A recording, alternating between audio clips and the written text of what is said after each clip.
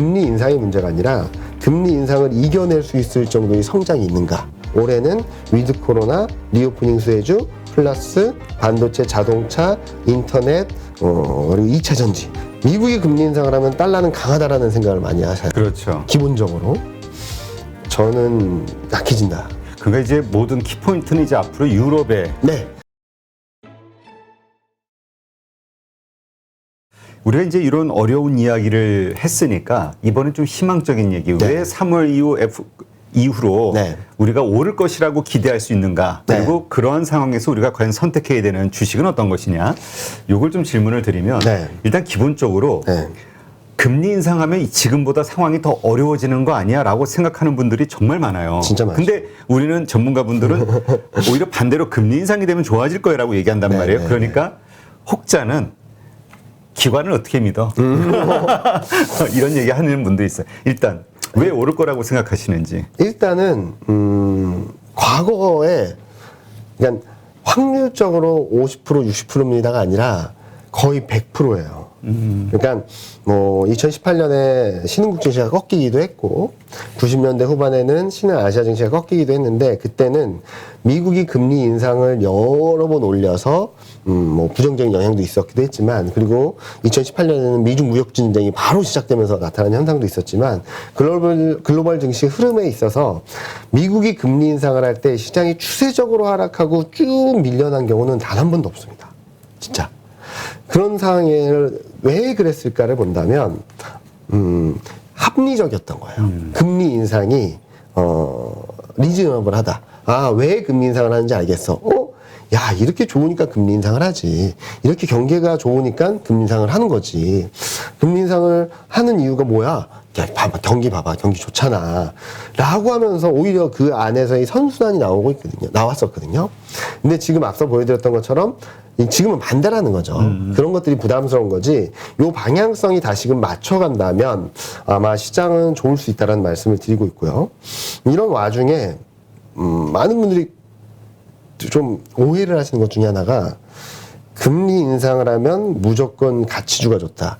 금리 인상을 하면 시클리컬이 좋다라는 얘기들을 많이 하세요. 그래서 성장주는 쥐약이다. 쥐약이다. 자, 그러면은 똑같은 논리로 설명을 드릴 수 있을 것 같아요. 자, 2017년에 뭐가 좋았죠? IT, 네. 반도체 쪽이 네, 좋잖아요. 엄청 좋았습니다. 반도체만 좋았어요. 그리고 많은 분들이 금리 인상을 하면 시클리컬이 좋다라고 그 오해를 하시는 것 중에 하나는 2004년, 5년, 6년의 기억이 너무 커요. 그때는 왜 올랐을까? 그때 봐라. 이때는 가치주 시클리컬이 올랐잖니. 그때는 중국이라는 글로벌 공장이 진짜로 엄청난 큰 등장을 하면서 다 끌어갔거든요. 근데 2017년 왜 그랬을까? 금리 인상을 했음에도 불구하고 금리 인상을 이겨낼 정도의 성장이 IT에 있었으니까. 여기서도 다시 한번 생각을 해볼 수 있는 부분은 금리 인상의 문제가 아니라 금리 인상을 이겨낼 수 있을 정도의 성장이 있는가. 금리 인상을 극복하고 그를 뛰어넘을 수 있을 만큼의 업황이 좋은가. 라는 것들을 봐야 된다는 거예요. 그래서 그때는 2004, 5, 6년에는 금리 인상이 좀 빠르게 전개됐죠. 물가가 많이 올랐으니까. 그를 극복할 정도의 성장이 시클리컬 쪽에 있었습니다. 중국에 힘입어서. 중국에 힘입어서. 네. 근데 반대로 2017년에는 금리 인상을 매 분기마다 했음에도 불구하고 그 힘은 반도체, IT 이쪽에 있었거든요. 그래서 반도체 업종이 약 50%, 40%, 50% 정도 올랐어요. 근데 코스피는 20% 중반밖에 못 올랐거든요. 그 의미는 뭐냐면은 반도체가 시장을 다 끌어갔고 나머지는 시장이 안 좋았던 거예요. 여기다가 좀 붙어줬던 게 IT 가전, 하드웨어, 소프트웨어. 그러니까 IT 업종 전반적으로 코스피를 이기긴 했어요. 근데 대부분의 업종은 IT를 이기지 못했습니다. 코스피 시장을. 그렇기 때문에 단순하게 금리 인상을 하면 가치주, 금리 인상을 하면 시클리컬이라고 생각을 하시기보다는 금리 인상을 하면은 뭐가 좋아? 금리 인상을 한다면 뭐가 더 성장이 있을까라는 부분들을 좀 돌아봐야 되는데 그러면 요 그림을 한번 먼저 보여드릴게요. 좀 그림이 깨지긴 했는데 자 2022년 영업이익 증가율 요거는 원래 다른 걸로 보여드리려다가 지금 업종별로 이익 증가율이 나와서 보여드린대요. 조선, 호텔 레저, 비디오 교육, 소매유통. 제가 왜 위드 코로나 관련주들, 리오프닝 수혜주들은 계속적으로 가져가자. 3, 4월까지 가져가야 된다고 말씀드린 이유가 여기 있어요. 글로벌 전반적인 이익 증가율에 있어서 위드 코로나 리오프닝 관련주들이 최상위권에 위치해 있습니다. 그리고 또 하나 그 다음이 소프트웨어입니다. 그 다음이 IT 가전, IT 하드웨어, 자동차, 반도체. 이게 2022년 22년 올해 예상. 네, 올해 예상되는 영업이익 증가율이에요. 좀 보이시지 않나요? 그러니까 이쪽이 앞으로 좋아질 거다. 그러니까 이쪽이 힘든 구간이 들어온다 하더라도 그래도 성장을 보여주면서 이익을 보여주면서 올라올 수 있는 업종들이다. 그러니까 위드 코로나 관련주, IT, 자동차, 인터넷 이런 쪽들이죠. 그러니까 올해 그러니까 사실 지금까지 안 좋은 것들이네요. 네, 맞습니다. 맞습니다.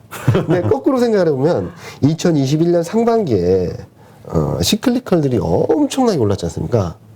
그때 2020년에 가장 못났던 업종들이었어요. 계속적으로 이런 등락이 반복되고 있는데 반대로 여기 한번 보시면 철강, 화학, 보험, 에너지, 시클컬은 오히려 안 좋아지네. 네. 그리고 올해 1분기 이익 전망을 본다 하더라도 여기 깨져서 좀 보기가 쉽지 않으실 텐데 앞서 여기 위치에 있는 업종들은 그래도 선방을 하고 있는데 여기 보시면은 뭐 화학, 에너지, 철강 이런 업종들은 역성장을 하는데 또 이익 전망이 또 떨어지고 있어요. 이런 그림들이 나오기 때문에 제가 계속적으로 강조드리는 것은 올해는 위드 코로나, 리오프닝 수혜주, 플러스 반도체, 자동차, 인터넷, 그리고 2차 전지 이런 쪽들을 보자라고 말씀을 드리는 부분이거든요. 그런 것들을 좀 참고 삼아 봐주시면 좋을 것 같다라는 생각을 하고 있고요. 그리고 또 하나는 실적. 근데 네. 그러니까 일단은 지금 우리가 경기 민감주 뭐 자동차도 그렇고 IT도 그렇고 조선, 철강 뭐 사실 다 들어가잖아요. 그래서 경기 민감주 이렇게 얼버무리는데 네. 그게 아니라 철강 뭐 이런 화학 이쪽은 안 좋아지는 거고 네, 맞습니다. 이쪽 같이 현재 안 좋지만 자동차라든가 뭐 반도체라든가 IT 이런 쪽은 이제 좋아질 거고 네, 네, 네. 이렇게 좀 조선도 그렇고 네, 네. 이런 식으로 분리를 좀 해야겠군요. 네. 그러니까 경기 민감주라고 해서 뭉뚱그려서 본다면 다 합니다. 그리고 다 안 좋거든 지금. 어떤 업종이라도 경기 민감주가 아닌 게 거의 없어요. 그런데 좀 업종별로 이렇게 세분화해서 본다면 시클리컬, 가치주 쪽이라고 말할 수 있는 부분들은 작년에 너무 좋았기 때문에 올해는 좀 못할 수 있다. 근데 요 전망이 이렇게 올라오게 된다면 앞으로는 좋아지겠구나라고 기대를 할 수 있는데 2021년보다 22년이 부진한데 이게 점점 좀 떨어지고 있다라는 그림이에요. 그러면은 좋아지긴 좀 어렵다라는 그렇죠. 거고. 그리고 반대로 뭐 반도체, 자동차, 인터넷, 2차 전지 이런 쪽들은 2021년보다 22년이 좋아질 거라고 예상을 하는데 버텨주고 있거나 불안해도 이렇게 조금씩 떨어지거나 아니면 점점 올라가는 그림이거든요.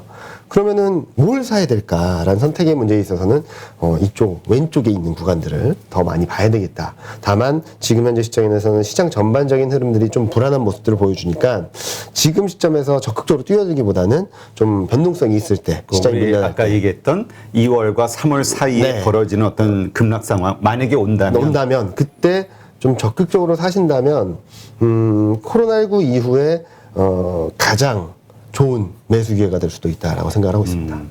근데 이런 질문이 생길 수도 있을 것 같아요. 그러니까 100% 과거에 금리 인상을 했을 때 주가는 다 좋았단 말이에요. 네. 근데 그때와 지금이 좀 다른 거는 지금은 엄청난 유동성에 의해서 주가가 상당히 올라와 있는 상황이잖아요. 네. 그리고 지금 물론 떨어졌어요, 많이. 네. 떨어져 있는 상태에서 다시 오른다 한들 계속 그런 흐름이 나오겠느냐. 네. 그냥 더 이상 하락하지 않는 지지 정도, 횡보 지지부진한, 정도 네. 이 정도 되지 않겠냐라고 보는 분도 있거든요. 그런 의미에서 저는 지금까지 쉬지 않고 올랐던 몇 안 되는 나라가 하나 있죠. 미국. 네. 그래서 저는 미국은 2022년, 23년에는 그동안의 흐름처럼 뭐 독보적인 흐름을 보이기는 좀 어렵다라고 생각하고 있어요. 반대로 2021년 내내 안 좋았던 지역이 한국? 있죠. 한국, 러시아. 중국, 뭐 그러니까 신흥국들이 많죠. 그래서 저는 이번에 조정이 나온다면 미국 주식보다는 한국 주식의 비중을 더 늘려야 될 때다라는 말씀을 드리고 있는데요. 요 그림을 한번 보여드리면 지금까지 지금까지 좋을 수가 없었어요. 신흥아시아가. 왜냐면은 진짜 이례적으로 신흥아시아, 빨간색이 신흥아시아 지역의 GDP 성장률인데 G8 선진국보다 못한 GDP 성장률을 보여줬습니다. 다행스럽게도 2분기부터는 다시 원점으로 돌아가서 신흥아시아가 좀 우위를 보이는 구간으로 들어가고, 그리고 요 회색 차트를 좀 잘 보셔야 되는데 이게 아주 장기적인 차트거든요. 그게 뭐예요? 이게 OECD 경기 선행 지수라 그래서 앞으로 6개월 정도의 경기 흐름들이 이렇게 갈 것 같습니다라는 것들을 보여주는 그림인데요. 그거를 메이저 5 아시아랑 G7이랑 비교를 해준 거예요. 그러니까 이게 올라간다는 의미는 신흥 아시아 쪽의 경기가 선진국보다 좋습니다. 이게 떨어진다는 의미는 신흥 아시아 경기 흐름이 선진국보다 부진합니다. 라는 걸 보여주거든요. 네, 자, 요때를 보시면은 2020년 말 2021년 초에 정점을 찍고 신흥 아시아가 선진국보다 경기가 안 좋아요, 안 좋아요, 안 좋아요. 막 이렇게 보여줬어요. 사실 2020년도에는 한국 증시가 미국보다 훨씬 좋았죠. 좋았죠. 네. 그래서 그러다 보니까 요 팍 튀었다가 꺾이다 보니까 상대적 강세를, 이게 파란색은 뭐냐면은 선진국 대비 신흥 아시아 증시거든요. 코로나19 이후부터 쫙 상대적으로 강했던 주가가 완전히 꺾여버려서 내려가 버렸죠. 근데 다행스럽게도 최근 보면은 이게 더 떨어지기보다는 이렇게 바닥을 잡아가고 있거든요. 그래서 저는 앞서 말씀드렸던 것처럼 2월, 3월 지나면서 이렇게 이렇게 상승 반전을 할 수 있다고 생각하고 있어요. 근데 과거를 보시면은 이게 이렇게 상승 반전할 때마다 항상 신흥 아시아 증시가 선진국 증시보다 훨씬 좋았습니다. 이게 한두 달에 끝난 게 아니라 짧게는 1년, 길게는 2년까지 가는 그림을 보여줬거든요. 아마 이번에도 최소한 1년 이상은 신흥 아시아가 좀 더 강한 그림을 만들어주지 않을까라는 생각을 하고 있고요. 자, 그러면은 미국이 금리 인상을 하는데 신흥 아시아가 좋다는 게 말이 되냐? 그러니까 왜냐면 우리 가장 기본적인 생각이 결국 한국 증시가 오르기 위해서는 수급의 문제, 외국인이 사줘야 되는데 오히려 미국이 금리 인상한다는 건 신흥국 돈이 전부 철수해서 미국으로 들어간다는 의미나 마찬가지니까. 그쵸. 자, 그러면은 그런 생각의 기본에는 미국이 금리 인상을 하면 달러는 강하다라는 생각을 많이 하셔요. 그렇죠. 기본적으로. 저는 약해진다. 아, 오히려? 자, 요 그림을 한번 보여드릴게요. 제가 2017년에도 굉장히 논란을 불러일으켰던 차트긴 한데 2017년에 대부분의 사람들이 그때도 마찬가지였습니다. 금리 인상을 하게 됐다라고 한다면 달러는 무조건 강할 거다. 100포인트를 넘어서 110을 갈 거다라는 전망이 많았었는데 저는 그때 100포인트를 넘나드는 상황에서 아니다. 90대로 갈 거다. 더 떨어질 수밖에 없다. 그때 말씀드렸던 이유가 첫 번째로는 GDP 성장률이 미국보다 유럽이 좋다. 기본적인 체력이 유럽이 세다. 두 번째로는 미국 금리 인상 모르는 거 사람 없다. 그래서 미국 금리 인상을 걱정하면서 2016년에 90포인트 초반이었던 게 100포인트까지 간 거다. 자, 이제 중요한 건 22인데 22는 지금 모른다. 근데 22가 통화정책을 조금만 움직인다면 달러는 약할 수밖에 없다. 왜? 그동안 미국만 긴축으로 가고 유럽은 완화적인 통화 정책을 갖기 때문에 이 둘 간의 격차가 벌어지면서 유로 약세, 달러 강세가 전개됐었는데 요게 이렇게 붙어주게 된다면 유로 강세, 달러 약세로 갈 수밖에 없다. 왜? 달러는 유로와 정반대의 흐름이기도 하고 미국 금리 인상에 대한 부분들은 상당 부분 선반영을 했기 때문이죠. 그래서 실제로 2017년에 102포인트였던 달러가 88로 떨어졌습니다. 그게 이제 유럽의 금리 인상. 유럽의 금리 인상이 아니고요. 유럽의 경제 체질 강화? 유럽의 경제 체질 강화 플러스 여기 요 밑에 조그만 그림 보시면요. 이때 2017년에도 유럽은 계속 돈 풀었어요. 뭐가 있었냐면 2017년 1월 달에 그 당시 ECB 유럽 중앙은행의 총재인 드라기 총재가 우리도 통화 정책 정상화할 거야라는 발언 하나 이렇게 뉘앙스 하나만 가지고도 그러면서 2017년 내내 했던 것은 우리 이런 식으로 통화정책 정상화할 거고 뭐 이렇게 할 거예요 라고 하면서 2018년부터 시행됐거든요. 그러니까 돈을 2017년 내내 풀다가 2018년부터 통화정책 정상화를 했는데 그러니까 2017년 내내 여기에 대한 걱정들, 이렇게 변화들을 막 반영을 했다는 거죠. 자, 그러면은 올해도 비슷합니다. 올해도 이게 2022년 GDP 성장률인데 미국보다 영국, 유로존 GDP 성장률이 높아요. 그리고 미국 금리 인상 안 한다는 건 다 알려졌고. 저도 웬만한 사람들은 신문을 보는 사람이면 다 알겠죠. 그래서 달러 인덱스가 90포인트를 넘나드는 수준이 96까지 올라왔고요. 자, 그러면은 이제 미국 금리 인상이 7번, 8번 할 거라는 걱정들까지 들어오고 있는 상황이라고 본다면 자, 이제 중요한 건 이번에도 20입니다. 그런데 최근 들어서 ECB가 통화 정책을 조금씩 정상화 쪽으로 움직이고 있어요. 한 발 한 발. 그래서 얼마 전에 ECB 통화 정책 회의가 있었을 때 달러가 박살이 났습니다. 급락을 했었어요. 야, ECB가 한 발은 이쪽으로 정상화 쪽으로 옮겼어. 3월 달에 더 옮길 거야. 라는 예상이 들어오면서. 그래서 저는 3월 ECB 통화정책회의가 이것도 3월 10일 날 있거든요. 이때 어떤 스탠스 변화가 좀 더 정상화 쪽으로 한 발 더 가게 된다면, 환율은 달러 약세. 그래서 저희는, 작년 11월 달부터 전망을 할 때부터도 1, 4분기 중에, 1, 2, 3월 중에 달러 인덱스, 그러니까 원달러 환율이 1210원을 넘어설 수는 있다. 그런데 이게 정점이고 연말로 가면 갈수록 떨어져서 원달러 환율은 1130원대까지 갈 거다라는 전망을 드리고 있거든요. 그렇게 본다면 앞서 말씀하셨던 걱정하셨던 수급적으로는 오히려 더 좋은 그림을 만들어줄 수 있다. 외국인이 오히려 들어올 수 있는 환경이 된다. 환율 차이 때문에. 네. 그리고 앞서 말씀드렸던 것처럼 경기 흐름이 신흥 아시아 쪽이 좀 더 우위를 보이는 구간으로 들어가게 된다면 이쪽에 좀 더 집중을 하겠죠. 그리고 많은 분들이 걱정하시는 것처럼 돈이 이렇게 풀려서 이렇게 줄어들고 있지 않냐, 줄어들 거지 않냐. 자, 줄어드는 것은 분명하지만 돈이 이만큼 풀려 있다는 거는 남아 있잖아요.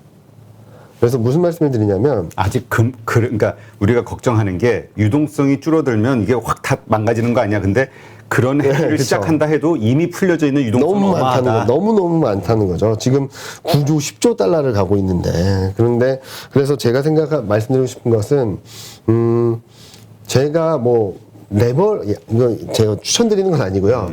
예를 들어서 레버리지를 일으켜서 돈을 많이 벌었어요.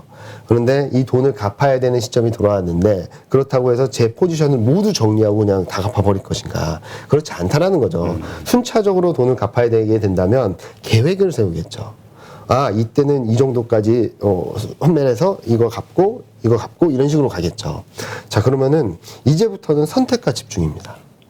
지금까지는 포트폴리오를 굉장히 넓혀도 크게 무리가 없었다라고 생각을 하고 있어요. 근데 다 오르는 시장이었으니. 네. 그런데 지금부터는 좀 좁혀야 된다.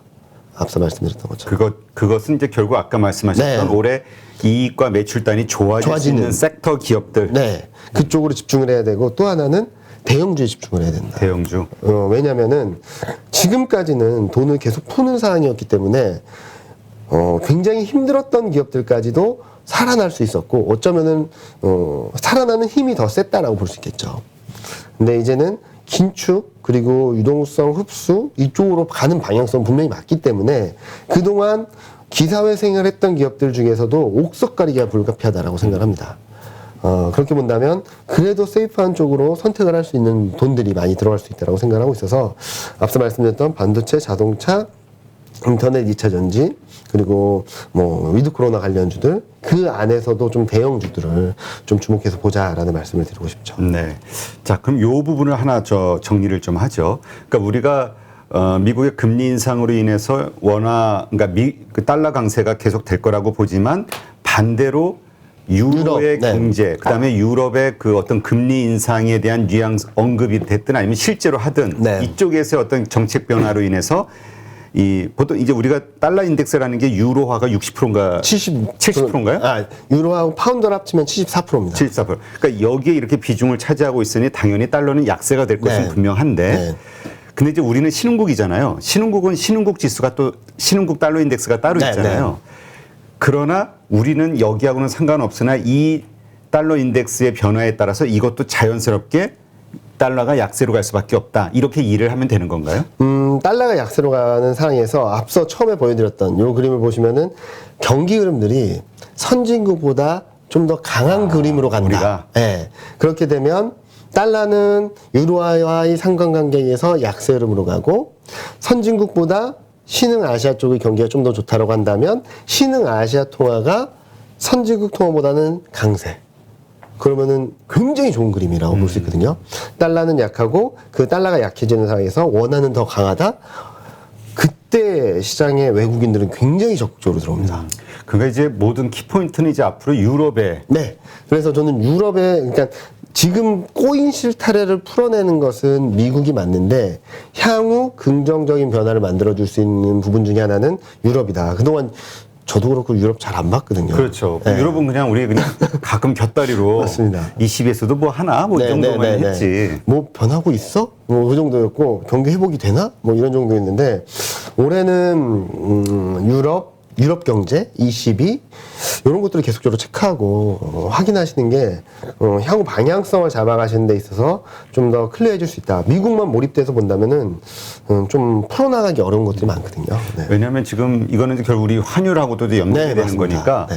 지금 서학금이라고 그래서 미국 주식에 투자하시는 분들도 많이 있고 또 금리 인상에 그러니까 그러니까 달러가 더 강세로 갈 거라고 생각해서 네, 달러 네. 투자하시는 분들도 많이 있고 네. 이런 분들도 한번 좀 짚어봐야 될 대목이네요. 네, 그러니까 저는 하나의 이슈를 놓고 보는 것도 되게 중요하지만 이 이슈를 결정짓는 힘의 상관관계가 어떻게 되는지가 더 중요하다고 생각하거든요. 그래서 자꾸 계속 말씀드리는 게 경기와 통화정책, 미국과 유럽, FMC와 뭐 ECB 이렇게 상관관계를 놓고 본다면 어느 쪽에 힘이 기울기가 되는지에 따라서 이렇게 퍼즐을 맞춰지는데 저는 굉장히 오랜만에 미국도 괜찮아지고, 그러니까 미국 소비가 막 좋을 거라기보다는 미국 쪽에서의 병목 현상이 완화되면 재고를 쌓으려는 수요들이 들어오면서 좋아질 수 있고, 두 번째로는 중국도 경기 부양 드라이브가 들어올 수 있고, 유럽도 지금 상대적으로 좋고 소비도 좋아질 수 있는 환경이라고 본다면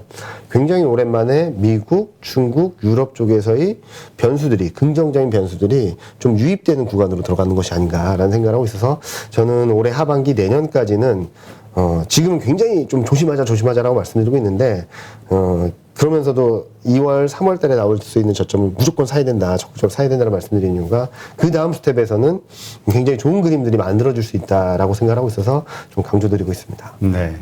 자, 그러면 이 부분은 어떻게 봐야 될까요? 지금 미국 주식이 됐든 한국 주식이 됐든 성장주 기존에 네. 투자했던 분들, 그러니까 매출이 많이 일어나고 이익이 많이 발생하는 것보다는 사실 기대 심리 네, 때문에 맞습니다. 성장주가 많이 맞습니다. 올랐잖아요. 네. 지금 뭐 고점 대비 50% 60% 막 떨어졌어요. 네, 뭐 네. 메타버스가 됐든 이건 네, 네. 미국이나 한국이나 네, 네, 마찬가지죠.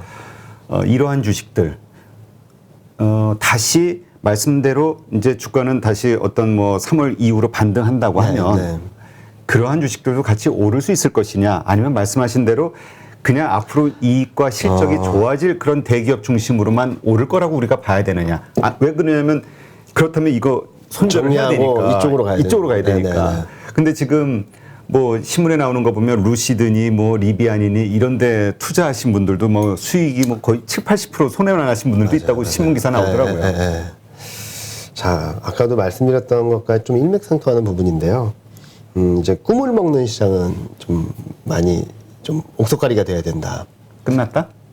끝났다라기보다는 꿈을 조금이라도 현실화시키고 있는 기업들은 조금 더 기대감을 가져갈 수 있고 거기에 대해서 평가를 다시 한번 할 수 있는 기회가 있을 텐데 그런 검증 과정들에서 탈락한 기업들은 좀 조심하자.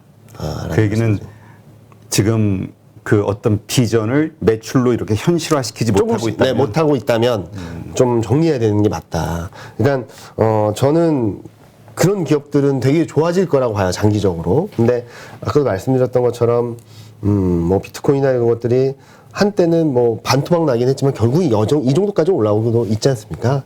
그런 그림이 나올 수 있는데 약 한 1, 2년 정도는 굉장히 어려운 구간으로 들어갈 수도 있다라고 말씀을 드리는 거죠.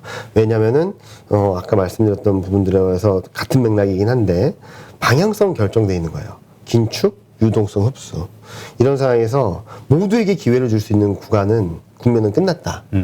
이제는 주전 선수들을 데리고 이제 운동을 해야 되고 경기를 뛰어야 되는 상황으로 가고 있는데 그동안에 기회를 줬는데 이 기회 안에서 반짝반짝하는 실력을 보여줬다라면 같이 월드컵을 같이 갈 수 있겠지만 최종 후보에는 들어가지 못하는 기업들이 더 많아지겠죠. 그래서 진짜로 진짜 좋은 애들 플러스 최근까지도 여러 가지 기회가 있는 과정에서 조금의 성장이라든지 어느 정도의 성과를 보여주는 기업들은 들고 가도 괜찮다라고는 말씀드리죠. 긴 호흡에서. 그런데 그렇지 못한 기업들은 좀 한 1, 2년 동안에는 저기 2군, 3군으로 가서 더 한번 훈련을 하고 오든지 아니면은 아예 탈락을 하든지 그런 수도 있겠죠. 그 얘기는 결국은 지금 우리가 뭐 이래서 고점 대비 80% 빠졌다면 이건 어마어마하게 빠진 거고 바닥이야라고 생각하지만은 사실은 또 내려갈 수도 있다라는 있다. 관점으로 봐야 되는 네, 건가요? 네. 그러니까 반등은 나오겠죠. 왜냐면 유동성으로 어마하게 올라온 거니까. 맞습니다. 그러니까 유동성이 계속 풀리고 돈의 힘이 막 시장을 밀어붙일 때는 그런 종목들이 더 좋아요. 왜? 꿈을 먹으니까. 그렇죠. 꿈에 의해서. 네. 그런데 지금은 꿈에서 딱 깨가지고 이제 현실로 돌아왔고 이제 실전 경기를 뛰어야 되는 상황이다 보니까 그동안 꿈을 키워줬던 애들 중에서도 성과를 보여줬던 애들은 그래 한 번 더 지켜보겠어 라고 할 수 있겠지만 그렇지 못한 기업들은 철저하게 실전 경기를 뛰어야 되는 상황에서 이 친구들을 데려갈 수는 없거든요. 그런 것들을 조금 정리하시는 게 좀 더 낫지 않을까. 좀 아프시더라도 반등이 있을 때마다 계속적으로 정리하는 그런 국면을 펼쳐내는 게 맞지 않을까 생각을 합니다. 그런 의미에서 그 바이오주 섹터가 원래 이제 거기에 가장 그 전통적인 그 성장주잖아요. 그래서 꿈을 먹고 사는. 네, 저희는 대형주 그리고 실적이 어느 정도 담보된 업종 종목들 그리고 신약을 개발하거나 아니면 신약의 성과를 그동안 보여줘왔던 기업들 들고 가도 된다는 말씀을 드리고 있어요. 그런데 말씀하셨던 대로 굉장히 여러 가지 꿈에 의해서 올라왔던 기업들은 수익이 나셨다면 빨리 나오시고 좀 손실이 나셨다면 좀 미련을 버리시는 게 나을 수도 있다. 여러 가지 이슈들이 있고 뭐 이벤트들이 있고 해서 반짝반짝 하긴 하겠죠. 그런데 우리가 투자라는 데 있어서 궁극적인 목표는 내 자산을 꾸준히 늘려가는 거지 않습니까? 그런 차원에서는 지금은 좀 더 옥석 가리기를 해서 내 자산을 방향성 자체를 위쪽으로 만들어줄 수 있는 기업들을 좀 잡아가자라고 말씀드리고 싶습니다. 네. 그리고 이 3월 이후로 상승하기 시작하면은 말씀하신 대로 이제 그러니까 추세적으로 좀 안정적으로 우상향으로 네, 우상향으로 갈 갈 수 것이다. 있다. 네네. 그래서 뭐 저희가 아직 밴드는 정해지진 않았는데 저희는 원래 올해 코스피 밴드를 작년 11월 달에 발표했을 때 2610에서 3330을 말씀을 드렸는데 하단은 좀 낮아질 것 같아요. 네. 그런데 하단을 낮추긴 하겠지만 저는 전략적으로 바이코를 하려고 하고 있고요. 상단은 좀 고민이 더 되고 있는 상황인데 3,300을 넘어서기는 좀 어려울 수 있어도 저점 대비 20% 이상 상승이 가능하다라는 생각을 하고 있거든요. 그런 것들을 감안해 봤을 때 아마 이번에 나오는 저점이 현금 비중이 없으신 분들은 굉장히 공포스러울 수 있고요. 현금 비중이 어느 정도 있으신 분들은 이런 기회가 또 한 번 오다니 라고 생각하실 수도 있어서 자꾸 반등이 나왔을 때 좀 현금 비중을 확보하자라고 말씀드린 이유도 그런 맥락에서 이해를 해주시면 감사하겠습니다. 네, 알겠습니다. 하여튼 이렇게 말씀을 나누면서 어쨌건 우리 이경민 팀장님의 뷰에 의하면 어쨌든 앞으로 여러 개월에 네. 올해 한 해의 그 어떤 주가의 흐름이랄까 시장의 흐름 같은 게 예상이 좀 되네요. 네. 그런 것들 잘 생각하시고 대응을 하시면 좋을 것 같다는 생각을 하고 있고요. 지금 그래서 제가 최근 제목에도 썼던 것 중에 하나인데요. 동뜨기 전 가장 어두운 시점 매수 기회다. 좀 세 가지가 축적되어 있는 거예요. 동틀 시점이 멀진 않았다라고 생각을 해요. 네, 동트기 직전 새벽이 가장 어둡다고 하지 않습니까? 그렇죠. 네, 그때가 많은 사람들한테는 공포 기회지만 매수 기회다. 이 세 가지를 좀 짧게 써드렸는데 그런 식으로 생각을 하시고 조금 좀 불안한 흐름들을 좀 이겨낼 수 있을 정도의 여유 그리고 현금 비중 좀 확보하시는 게 지금 시점에서는 굉장히 중요하지 않을까라는 생각을 하고 있습니다. 네, 알겠습니다. 우리가 얼마 전에 썼던 그 제목이 생각이 나네요. 닭의 목을 비틀어도 새벽은 옵니다. 맞습니다. 새벽은 올 겁니다. 근데 그 새벽이 좀 어둡다 보니까 좀 조심하자. 그렇죠. 네, 그렇게 말씀드리겠습니다. 그렇죠. 그러니까 가끔 이렇게 방송 보시면은 방송 보는 분들의 어떤 그 댓글이라든가 이런 걸 보면은 그러니까 전체의 어떤 흐름을 보기보다는 어떤 이렇게 와닿는 어떤 특정 부분만을 보고 이렇게 전체를 파악 못하신 뉘앙스의 말씀을 하시는 분들이 있어가지고 안타까울 때가 있는데 이런 영상을 좀 차분하게 처음부터 끝까지 좀 보시면서 정확한 그 말의 맥락, 흐름을 이해하려고 좀 노력을 하시는 게 왜냐하면 이게 돈과 관련된 일이니까. 그냥 하다못해 저희 딸도 과자 사러 가서 고민을 하거든요. 네. 지금은 내 자산을 어떻게 하면 늘려갈까에 대해서 고민을 많이 하는 것만큼 조금 더 집중을 하시고 고민을 더 하신다면 지금은 힘드실 수 있겠고 어려울 수 있겠지만 3개월 뒤, 6개월 뒤, 1년 뒤, 2년 뒤에는 내가 그땐 왜 그랬지라고 생각하실 수 있을 정도로 이렇게 올라가셔서 내 자산을 꾸준히 편하게 운용을 할 수 있는 그런 실력이 되시지 않을까 생각을 하고 있습니다. 네, 알겠습니다. 네, 오늘 이렇게 좋은 인사이트 함께 해주신 대신증권 이경민 팀장님 고맙습니다. 네, 감사합니다.